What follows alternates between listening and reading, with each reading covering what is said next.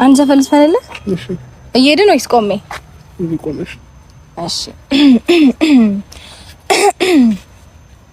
አንደበትህ ይናፍቀኛል ሁለመና ድቅን ይላል ባይኔ አብረን ሳለን ያሳለፍነው ልቤን ደስታ እየሞላው ወሰን አይገድበው ቃላትም አይገልጸው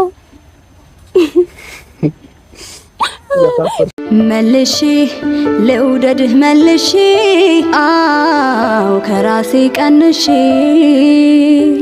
መልሺ ላፍቅርህ መልሺ አው ከራሴ ቀንሺ